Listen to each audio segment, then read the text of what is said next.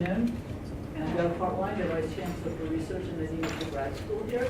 And we're very fortunate this fall to be able to attract a very distinguished physicist and education scholar and administrator from South Africa to come to Butte, because it turned out she was in the United States for a conference during the past week. So it's my great pleasure to introduce Dr. Professor Diane Grayson from the University of Witwatersrand.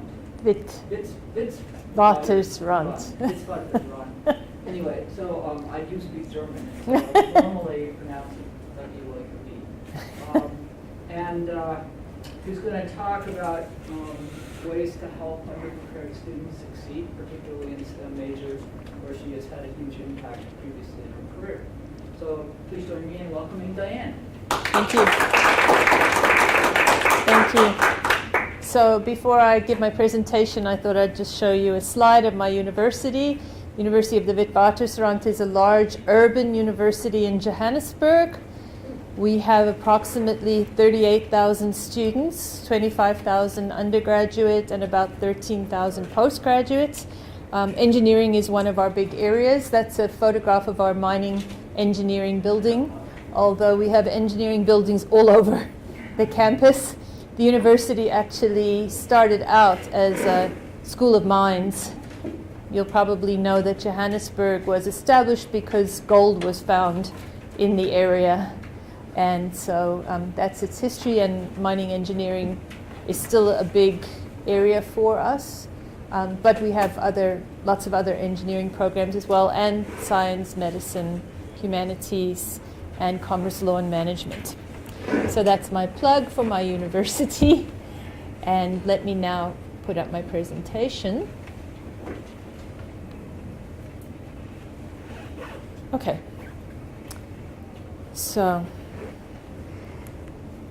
firstly, I want to begin by saying, what do we actually mean by underprepared students? So, in what ways are they underprepared? And underprepared for what exactly? So let's look at some possible dimensions of underpreparedness. Content knowledge, for example. Possibly cognitive skills, various thinking and reasoning skills. Academic skills, things like how to take exams, how to study effectively. Academic literacies. Now, there's lots of different academic literacies. So some examples are being able to do academic reading and writing,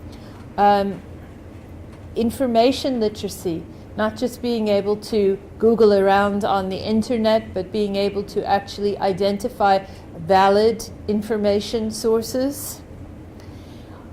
Numerical literacy, graphical literacy, and then technology literacy. So we have an interesting situation. I don't know if you're seeing this with your students, but a lot of students, we call them digital natives because they can fiddle around on their cell phones or tablets, but ask them to do an Excel spreadsheet, and they can't necessarily. So they aren't necessarily technologically literate. Life skills, time management, for example, stress and anxiety management might be issues. Learning dispositions, seeking information, asking critical questions. And then metacognitive skills and self-regulation, being able to monitor one's own learning. So these are some possible dimensions of underpreparedness.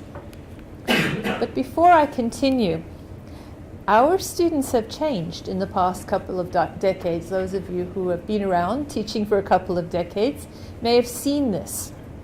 And there's two big influences. One is the massification of higher education. So globally, in the last couple of decades, the number of students in higher education has just about doubled. And with that has come an increasing diversity in the students. Diversity in every sense, including the kinds of background that they come with that influence academic performance. And the second thing is most of our students are millennials. So are we underprepared for our students? let's talk a little bit about millennials. So millennials are categorized as those students who were born between 1980 and 2000. And I'm going to just put up some generalizations. These come from an article in Time recently. They're generalizations, so obviously there are limitations, but nonetheless, there's some truth to them. So millennials are often quite individualistic, quite narcissistic. They seek recognition and approval, but they can be quite easily discouraged. They want me time. They want work-life balance. They want flexible schedules. They tend to want experiences more than things. They tend not to bow to authority. They're very confident typically and optimistic. So I was reading somewhere that they don't rebel that much because they don't bow to authority anyway. So what's there to rebel against? They tend to have a short attention span. They tend to be hooked on their social media. But as I said, not necessarily computer or information literate, interestingly. They enjoy networking, collaboration, but mostly peer-to-peer, not so much with adults. And not so much face-to-face. They have little experience with tinkering. So this is an interesting thing. I think you probably know IKEA. So IKEA, the very famous Swedish firm that makes furniture which is boxed, which you have to assemble yourself. So IKEA is finding that a lot of younger people can't assemble their stuff. And so now they've acquired a company that actually will assemble your IKEA furniture for you. And they're likely to be less affluent than their parents. They're more likely, interestingly, to live with their parents than to live with a spouse. So there are people that are saying that a lot of millennials are actually socially stunted. You know, they're remaining in some ways more children for longer. So this is the generation that makes up the majority of our students. So what does that mean? And then I want to mention some essential skills for the future. So the 21st century is different from the 20th century in a lot of really important ways. And if we want students to thrive in the 21st century, there's some skills that are absolutely critical. One of them is collaborative skills. You know, the days of the scientists sitting in their little lab tinkering on their own, those are long gone. Even if you're going to be a research scientist, you know, the chances are you're going to be part of a really big research group. And if you're going to be an engineer, you most certainly have to be able to collaborate with other people. Communication skills are really, really important. Creativity. We've got some really hard problems in the world now. We always have, but we have some really, really hard problems in the world now because we are using the Earth's resources faster than we are replenishing them, and because we are globally connected in a way that was never true before. So we really need creativity. Critical thinking is really important. I referred earlier to a lot of misinformation, disinformation that gets out in the media and on social media.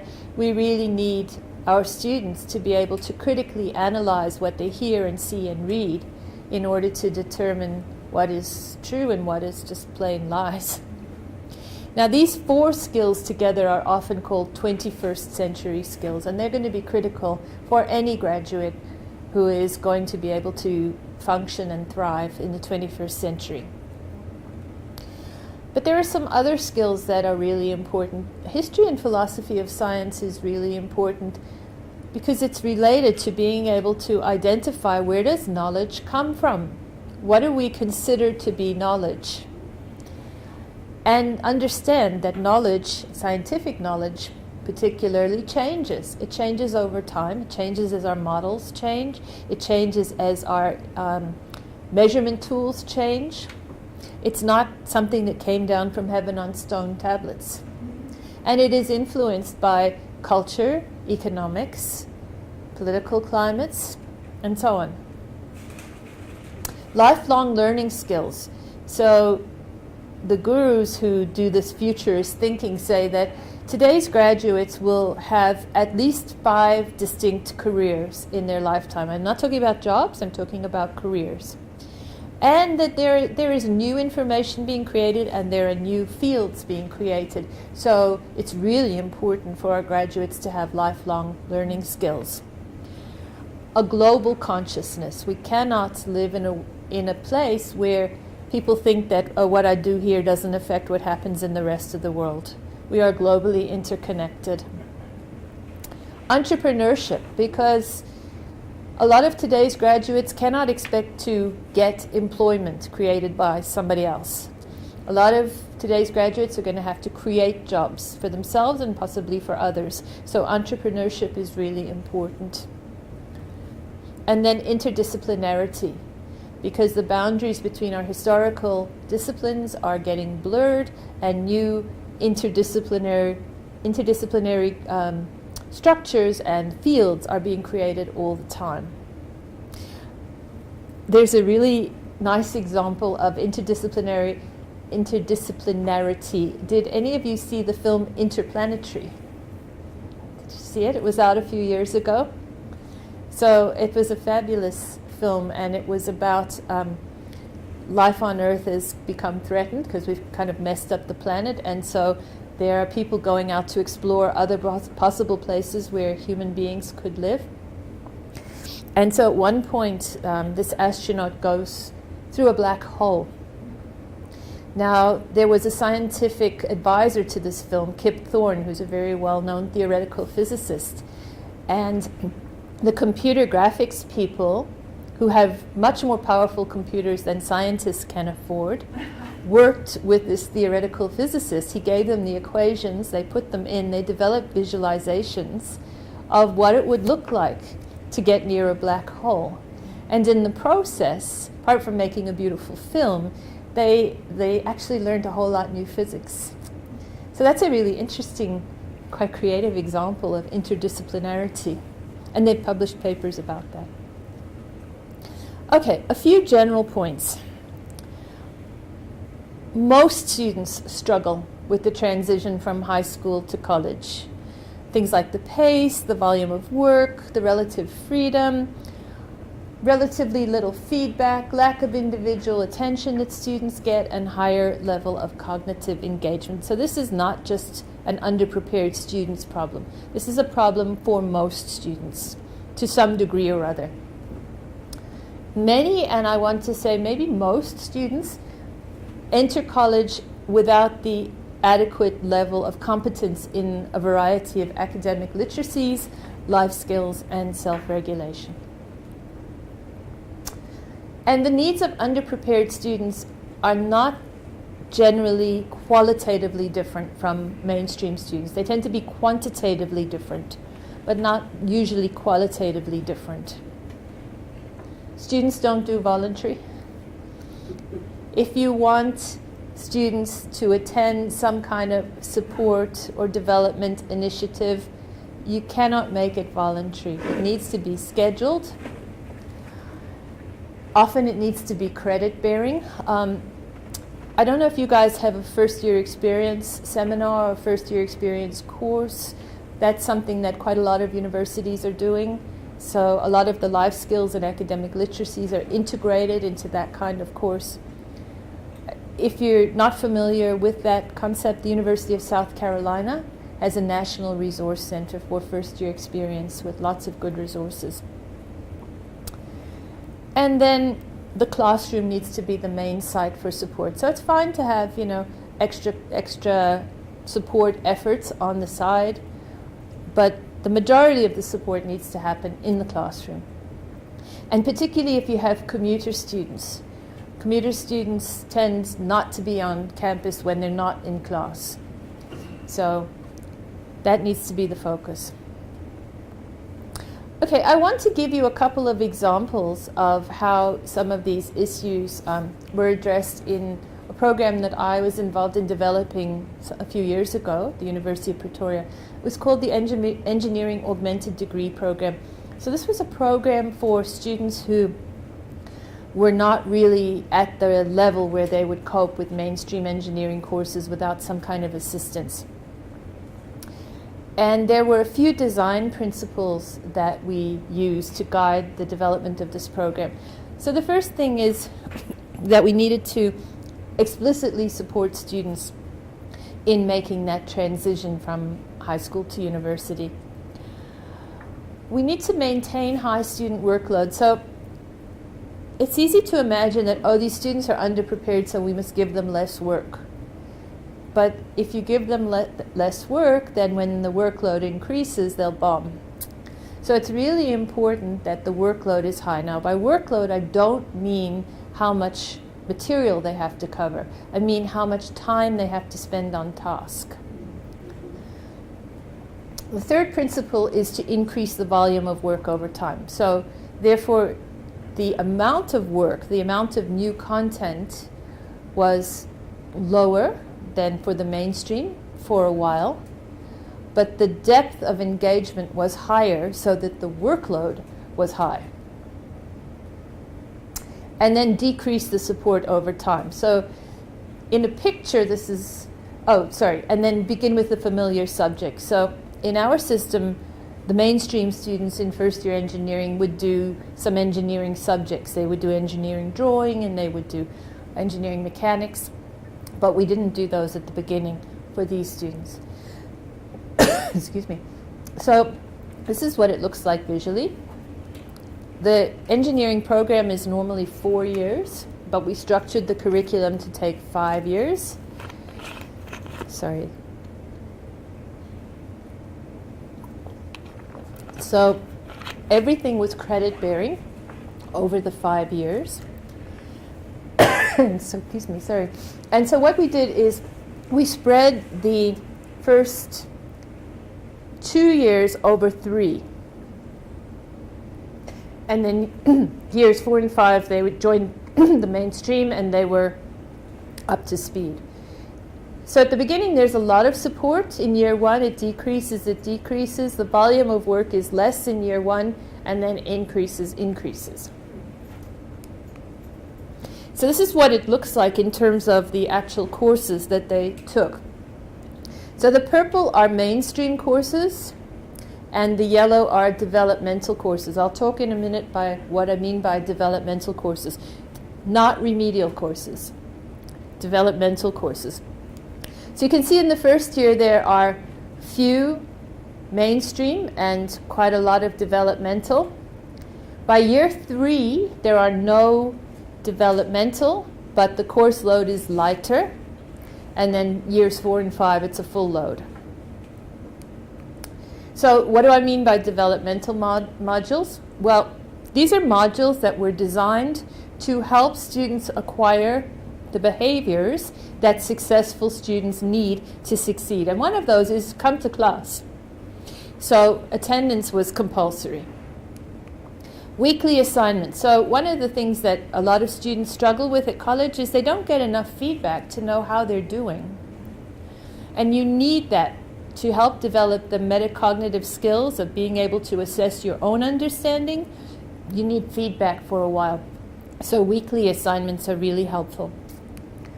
And then regular class tests and 2 semester tests. Group size about 50 with a tutor in the class, so the ratio is about 1 to 25. That's because the whole group was about 300. So we had to break it into what we would consider small groups, although maybe these aren't so small for you. And we had 2 kinds of developmental modules. So I'm going to say modules, they're courses. So the first are additional modules. So these are not extra tutorials, okay? There were 4 periods per week, 8 credits in our system. Yeah, I know you have a different system, but basically half the credits of a mainstream course. And those 4 periods, 1 was used as a lecture, and then 3 were used as discussion classes with the lecturer plus the tutor. So very much active engagement, hands-on, a lot of problem solving, with a focus on the background knowledge, the conceptual understanding, and the problem-solving skills. And these were developed in consultation with the lecturers in the mainstream courses. So the lecturers of the developmental courses would go to the mainstream lecturers and say, what are the areas that your students struggle with? And they'll build those in. And then the second one is professional orientation. Sorry, excuse me. Sorry, it's very dry here, hey?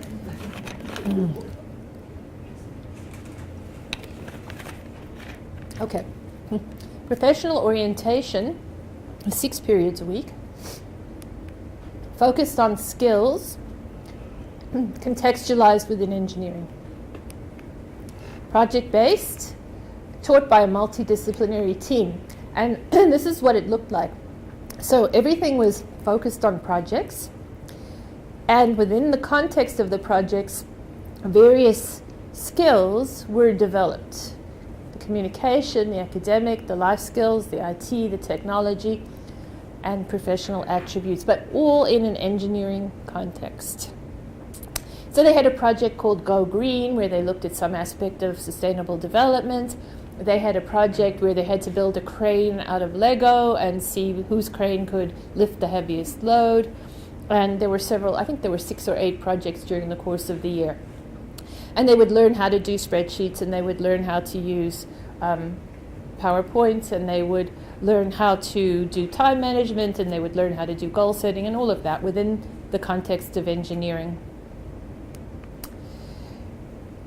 If the students, however, are not ready to cope with doing some mainstream courses with these developmental courses alongside, then it may be that you need to have a year prior to that.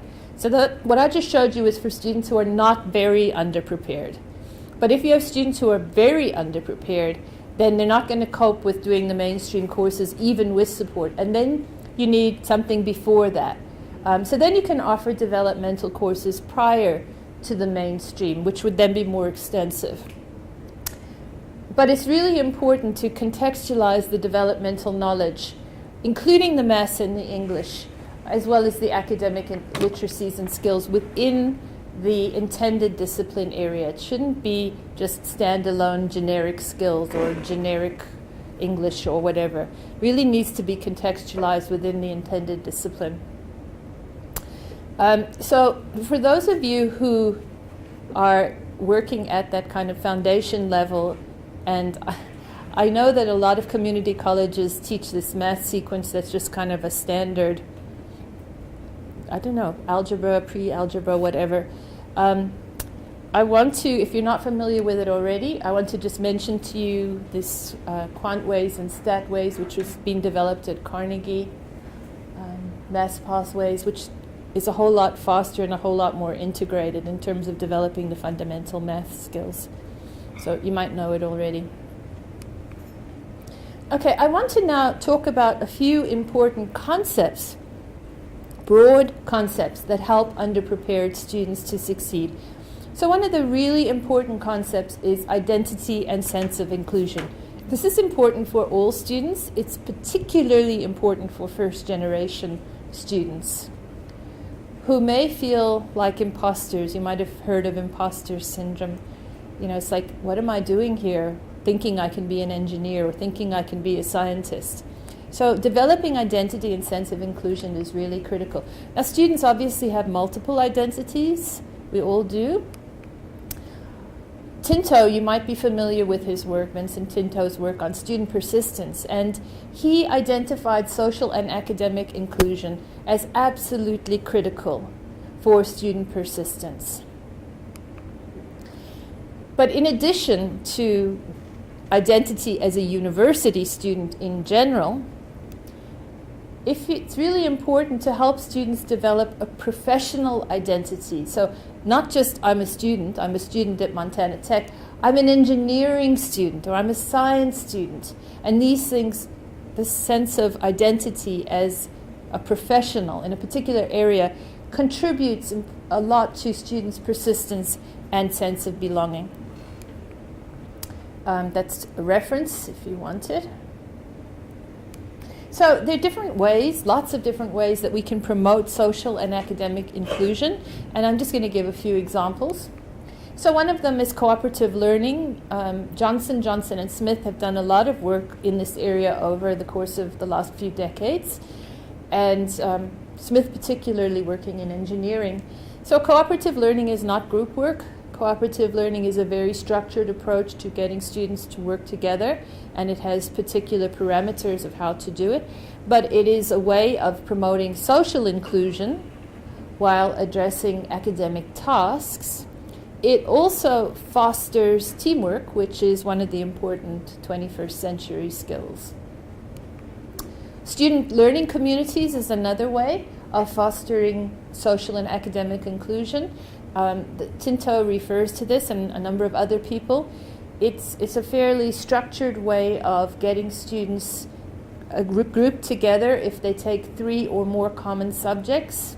So they move from class to class as a group, and then ideally the lecturers should be communicating with each other to see where there might be opportunities either for referring to what one another is teaching or possibly giving a project that spans across the 3 subjects. And this particularly helps students who might otherwise feel quite lost in a new institution. And then contextualization of learning activities is a really important way of promoting social and academic inclusion. So I was referring to the ENGAGE program, where everything was contextualized within engineering. And then activities that get students to identify with the field. So those of you in engineering might know Ray Landis. Ray Landis is like the guru in engineering education, and he's written a book, I think it's called Engineering Education. And one of the activities he has in that is called Becoming an Engineering Student.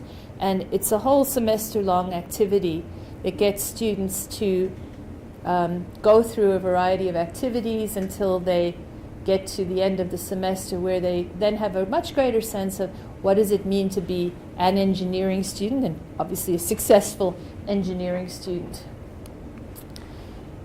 And then it's really useful to use real-world cases wherever possible, problem-based learning, and a professionally oriented undergraduate curriculum. So those are just some examples of how to help promote social and academic inclusion. So let me give you an illustration of how we tried to do some of these things in ENGAGE.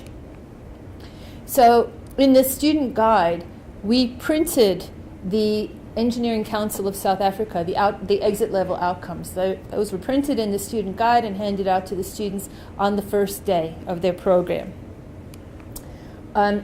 We have a magazine called Engineering News, and the students got that every week.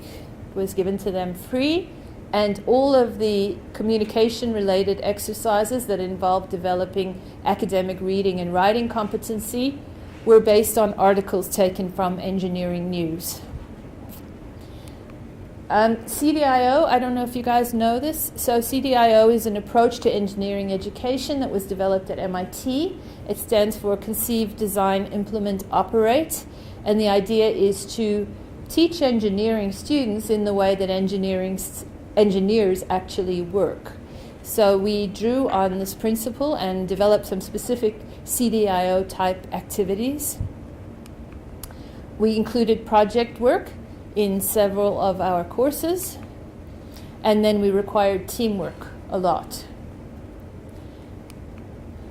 And wherever possible, we tried to draw examples from engineering contexts in all of the subjects across the curriculum. So all of these things help to develop students' identity as future engineers, as well as making it more interesting, right? More fun. So here's an example of providing a lifelike or real-world application. This is a CDIO activity. It's on the CDIO website. We implemented it with the first-year engineering students at the University of Pretoria. So this is what the activity is. The students have to build a skyscraper out of extruded polystyrene and pencils on time, on budget. So like these are real-world engineering principles. It should be as tall as possible. So here are the constraints, right? here it has to be as tall as possible.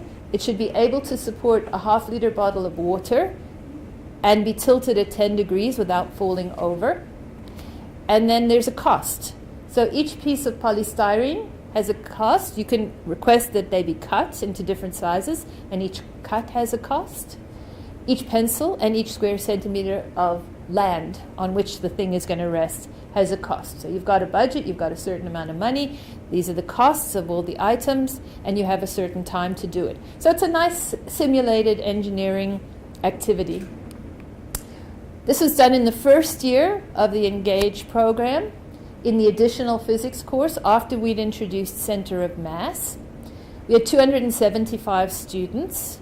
We divided them into 6 classes with 8 to 10 students per group.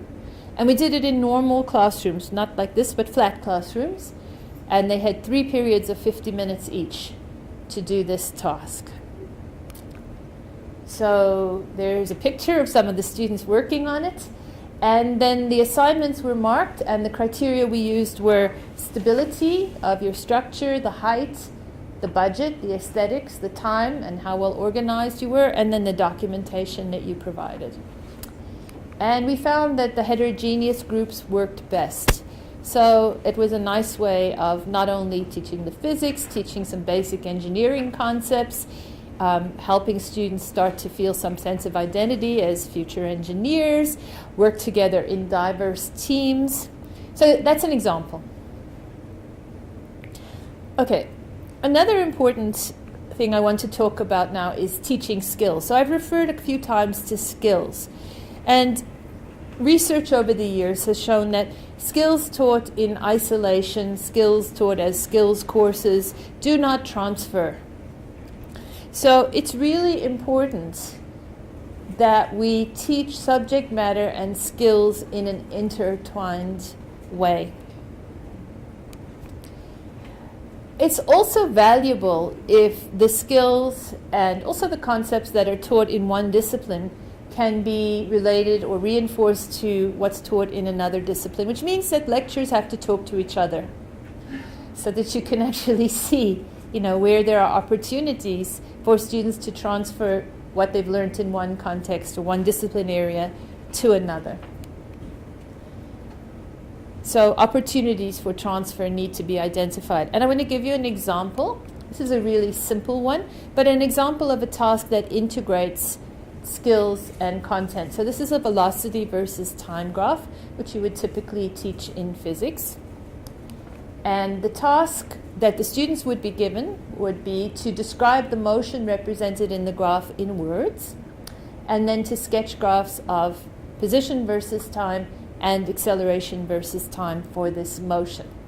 So the content covered here is position, velocity, and acceleration, 3 concepts that students often muddle up. And the skills are translating between different representations and also translating between representations and the phenomenon, the actual motion. So it's a really simple looking task, and yet there's a whole lot that's incorporated there through the design of the task. Excuse me. I want to give you a quotation of a student who went through a Science Foundation program, which is another program that I ran at another time, which was for students who were not strong enough to take some mainstream courses, who needed a year prior to entering the mainstream courses. And so that course involved foundation courses, that program involved foundation courses in chemistry, physics, biology, maths, and English language development. And we did what I had recommended in the previous slide. We, as lecturers, sat down together and said, where are there opportunities for students to transfer what they learn in one of our courses to one or more of the other courses? And so here's a reflection from a student at the end of the year on how they were able to transfer something they learned in one subject to another. And so this student says, at the beginning of the year, we dealt with some concepts relating to heat transfer in physics. Things like how heat is transferred, the direction, etc. We've also dealt with heat transfer in chemistry. In fact, in chemistry, it was a matter of identifying if ever the reaction is exothermic or endothermic. But even then, it's either heat is transferred to the surroundings or transferred by the surroundings.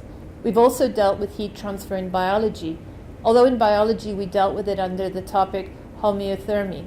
But the concept is still more or less the same as in physics and chemistry. Isn't that nice? So, obviously, you develop much deeper conceptual understanding, and hopefully you develop more long-lasting and meaningful learning in this way. Okay, I want to now, I'm talking about a few generic ideas that help students succeed, particularly underprepared students. So I want to mention 3 useful psychology concepts that affect learning. So these are self-efficacy, and Bandura is the guru in this, Albert Bandura, who was at Stanford for many years, one of the best-known psychologists of the 20th century, and he developed what's now known as cognitive social theory. Mindset, Carol Dweck, more recent, but drawing on the work of Bandura. And then self-regulated learning, Zimmerman. So I'm just going to briefly run through these 3 constructs because I think they're really important for us as STEM lecturers to understand and how they can affect student learning. So self-efficacy.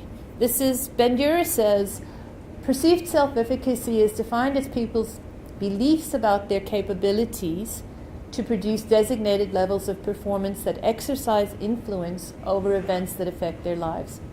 Self-efficacy beliefs determine how people feel, think, motivate themselves, and behave. They determine the goals people set for themselves, how much effort they expend, how long they persevere in the face of difficulties, and their resilience to failures. When faced with obstacles and failures, people who harbor self-doubts about their capabilities slacken their efforts or give up quickly, right? You've seen this. I'm not good at maths, I can't do it, I give up, right? Those who have strong belief in their capabilities exert greater effort when they fail to master the challenge. Strong perseverance contributes to performance accomplishments. And Bandura talks about James Joyce. So when James Joyce wrote his first book, he approached more than 20 publishers who all rejected him. And eventually his mother self-published his first book. Well, later on, obviously, the publishers were clamoring to publish his book. And you probably know something similar happened with J.K. Rowling and her Harry Potter books. And he uses those as examples of people that have high self-efficacy beliefs. So self-efficacy beliefs are not the same thing as confidence, okay? So confidence is a more general attribute. Self-efficacy is the belief that you can do something specific. And if you believe that you can do something specific, you're more likely to try, to persist.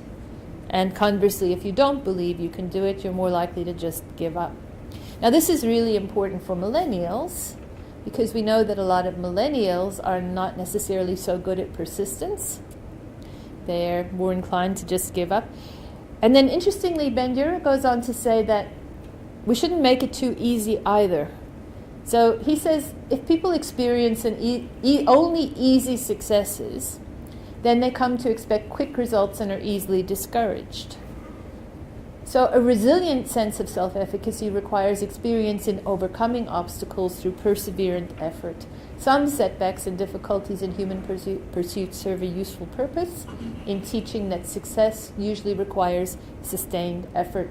After people become convinced they have what it takes to succeed, they persevere in the face of adversity and quickly rebound from setbacks. And so here's a few examples of how to strengthen students' self-efficacy beliefs. So it's really important to provide opportunities for early success. So if you've got a math course or a physics course or a chemistry course, which people come in thinking, oh, this is hard, provide early opportunities for success. But make the tasks more demanding as time goes on and encourage students to tolerate struggling and enjoy the fruit of efforts. And this one is easier if you combine that with cooperative learning so that students don't feel they're struggling on their own. You know, if they're struggling with a few of their friends, then there's more incentive to keep at it. We can do this together, all that stuff. And then recognize their effort. So recognize, reward them when they do succeed, but not succeed, after 2 seconds, but succeed because they really put the effort in and stuck with it. Then mindset. So this is more recent. Carol Dweck, also from Stanford. So have any of you heard of mindset? It's been in the news quite a bit recently. In a fixed mindset, people believe their basic qualities, like intelligent or talent, are simply fixed traits. They spend their time documenting their intelligence or talent instead of developing them. I'm so smart, I'm so good. I want you to know I'm really smart.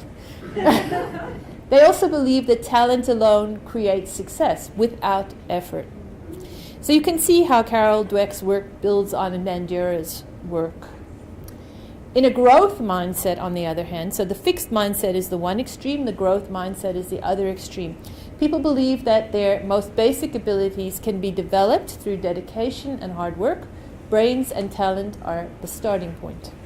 This view creates a love of learning and resilience that's essential for great accomplishment. So here's a picture from the Stanford magazine, and it's just gives the two extremes, the fixed mindset, the growth mindset. So with the fixed mindset, people are less likely to actually take on challenges where they might be seen to fail. Because if I'm smart and I fail at a task, then, oh my goodness, maybe I'm not so smart, right? Whereas a growth mindset, you're more likely to take on a challenge because I'm going to try. Maybe I can develop and get better. Obstacles are more of a problem, fixed mindset, less of a tendency to put in effort. Criticism is devastating in a fixed mindset, and the success of others. They feel threatened by the success of others. Whereas all of these things, if you're in a growth mindset, are not obstacles. And what she's found in her work, that focus on learning is more productive than focus on the performance. And also, interestingly, that praise for effort or specific strategy promotes growth, whereas praise for just being smart promotes a fixed mindset. So particularly for kids, it's not a good thing to say, oh, you're so smart. It's like, oh, what you did there was really smart. Or, Obviously, the effort and the strategy need to be directed towards achieving a goal that we would consider worthwhile, and hopefully the students would be considered worthwhile. But just, being smart is not something that, in her research, is praiseworthy. And they've done some interesting research. So as I said, she's at Stanford. They've done some interesting research showing that just showing students an article on fixed and growth mindset actually leads to an improvement in results in mathematics. Okay, and then the third psychological construct, which I think is useful, is self-regulated learning. A lot of people have worked in this field, but Barry Zimmerman is one of the leaders. And so he says this self-regulation research has revealed that students who set superior goals proactively, monitor their learning intentionally, use strategies effectively, and respond to personal feedback adaptively, not only attain mastery more quickly, but also are more motivated to sustain their efforts to learn. So you can see how all this work is related. And we can teach students these things. So this is his model of processes and sub-processes involved in self-regulation. And this is something that certainly I've applied in the programs that I've been involved in, to specifically teach students to monitor their own learning. What am I doing? Why am I doing it? Is it effective? Am I understanding? How do I know that I'm understanding? You can teach these things. Okay, and then the last big issue that I want to raise is writing intensive curriculum, and this can really help not only underprepared students, but mainstream students too. But writing is a means for articulation of thoughts and understanding. And so it doesn't just involve, I'm sure you've all experienced this, it doesn't just involve setting down what you know, but you actually generate ideas and clarify them in the process of writing. So writing tasks can help students improve their logical thinking and conceptual understanding. And it's really helpful to work with a language specialist so that you can separate out what are the demands of the language task and what are the academic conventions. So with foundation students, it's really helpful to encourage them to use the technical terms but embed them in simple English. And I'm going to give you a quote from one of our Science Foundation program students. So this was a student who came in underprepared, did a year-long program before first year, is a second language English speaker. And this is 6 weeks into their foundation year program. They had been given a task to figure out what determines whether an object will sink or float in a liquid. They worked as groups. They had 3 periods of 3 hours in the lab to do it, and they worked with the language specialist on writing the 10-page typed report that they had to write out of it. And this is the conclusion that one of the students wrote. From all of these experiments we've been doing, we've discussed mass, volume, and density are essential for sinking and floating of an object. We've singled out density as the important one among the 3 properties, for it's the ratio of both the mass and the volume. We also revealed that knowing only density of an object would not be enough in order to predict whether an object will sink or float in a liquid with an unknown density. In the last experiment, we discovered that also the density of a liquid in which an object would be placed is important. Ultimately, I can say in order to know whether an object will sink or float, we need to know its density and the density of a liquid in which it would be placed, then compare the 2 densities. Isn't that stunning? Okay, and then the last thing to say is that the learning environment is also important. So external structure leads to internalized behaviors. So you need to create external structures that require students to behave as successful students do.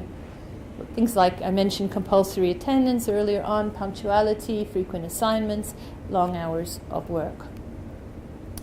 And here's a couple of quotes from former Science Foundation program students after they got into the mainstream. So this was a first-year student after they'd done the foundation year. Because attendance was compulsory in the Science Foundation program, I feel guilty if I miss classes. Good. And this student is in their second year, so this is 2 years out. Although the workload is more in second year, it's not discouraging as it's not more difficult. Science Foundation program encouraged us to work consistently, which has helped us. We also had to submit a lot of work in the Science Foundation program, which also happens now, so we formed good habits. Okay, so student success requires holistic support. You need program elements that require students to act like successful students, like compulsory attendance. Curriculum needs to focus on conceptual understanding, cognitive skills, academic literacies, and help develop professional identity. The teaching and assessment should take account of useful psychology concepts, learning theories, and the characteristics of the students. And then there's always going to be a need for some psychosocial support. There's going to be some need for counselors to deal with some life issues and maybe some psychosocial things. This is a quote from one of the Science Foundation program students. The program is useful in many ways because it prepares one how to face the demands and the needs of tertiary education. It's good because it builds confidence for the person. There are many different skills one learns in order to solve problems in many different ways. I would say the program is enjoyable, and the things we learn are the basic things one needs to know before attempting to do any tertiary courses. And then one last student quote. This is from Engage. This is the engineering program, where they did some mainstream and some developmental courses together. I'm currently pursuing my 3rd year in civil engineering. At this stage of my studies, I've completed all the additional, the JPO modules are the developmental modules. As a whole, the modules were both practical and insightful. There are many things that have taken with me thus far thanks to the program. And then some of the benefits, having practical exposure to engineering, crucial communication skills, developing a sense of belonging. It's interesting the students singled this out. They formed study groups even after they left the program. With these benefits, it's a clear advantage engaged students have. Engaged students are far more prepared with the remainder of their years. With the constant assignments and projects for the past 2 years, one's developed a good work ethic and can handle tasks well. And so this is just a final quote from Vincent Tinto. Student success does not arise by chance, nor does substantial improvement in institutional rates of graduation and student retention. It's the result of intentional, structured, and proactive actions and policies directed toward the success of all students. Thank you.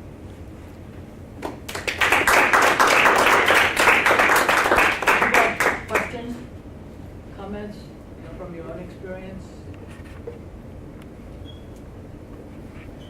What advice would you give for, you talked about millennials, but we also know that the student population is made up of different groups of people, professionals, those coming back to school, those who are in the military and have come to school. So I face the problem of having all of these people in my classroom. What advice would you give about reaching all of these students? Because one group needs one thing, another group needs another thing. I tried self-reflection. I had a lot of pushback, especially from the professional students who felt, well, I already know all these things. Why are you asking me to reflect on these things? Whereas it helped the high school students. So how do you teach and reach a mixed group of students? Excuse me. I don't think there's a simple answer. I do think that getting students to work together, particularly in mixed groups, so if you have a mixed group of perhaps some military veterans and some high school students, there's opportunities for everyone to learn from one another. I think that's really valuable. Those group of engineering students I showed you, you could see they were very diverse. So I think exploiting diversity is valuable. And the other thing to say is that it helps a lot to explain why you're doing what you're doing. So I'm trying to remember the name of the book. It'll come to me in a moment. But reflection is something that professionals do. So I would be very surprised if there's anyone of any age who would say, I don't need to reflect. I mean, for us as professionals, we need to reflect all the time on what we're doing and what we're learning. So maybe you need to just go explain a little more why you're doing that and how reflection on practice as a way of learning is an important life skill throughout your professional career. It's called reflective practice. Reflective Practitioner. Does anyone know that book? The Reflective Practitioner. It was a very interesting piece of work that was done a couple of decades ago, showing that is the main way in which professionals continue to learn. More questions? Have you found some specific techniques to help encourage study groups outside of the classroom that have been effective? I do the groups in the classroom, Yeah. and then I encourage outside of the classroom, but I haven't felt much consistent success with students forming groups outside of the classroom. But those few that do, it seems to benefit. So while you still have them as your students, one of the useful things to do is to give them collaborative tasks or projects where they have to work together outside of class time. Right. I have to say that my own experience has been that once students have done that for a year, they're inclined to want to form their own groups in later years. To continue for those that do, yeah. Yeah.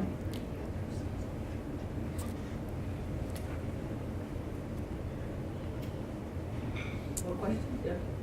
Joel? So, when I think about, I'm a biology major, professor. When I think about what changes we should make to the college curriculum, I feel like perhaps what we need to do is turn undergraduate into more of like how graduate school works, which is you've got a main place that you work on a research project, and then in your spare time you go to classes, and that you've got a project that flows all the way through.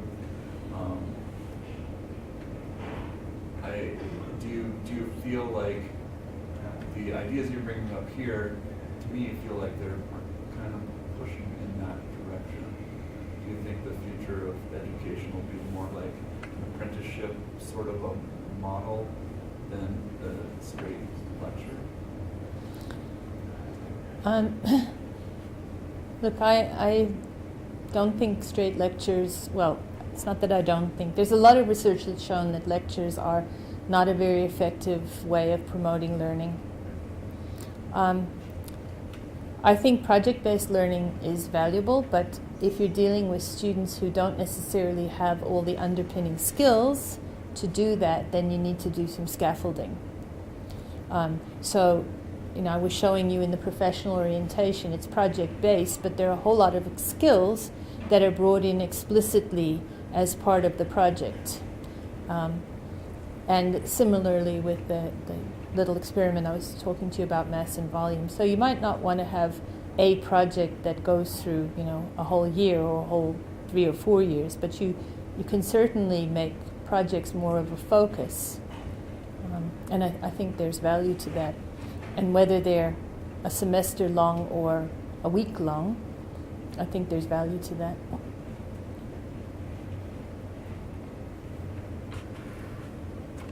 I just want to say thank you. A lot of the concepts I was more familiar with, but it's just always encouraging, and you brought to light some really just interesting ways to kind of craft that in a different way, and I really appreciate that.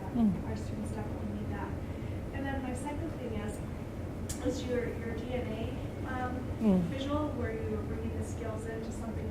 Okay, so we work with high school students to help them prepare for success in college, and I feel like that piece could use some strengthening. Do you have any tips on working with high school students with that?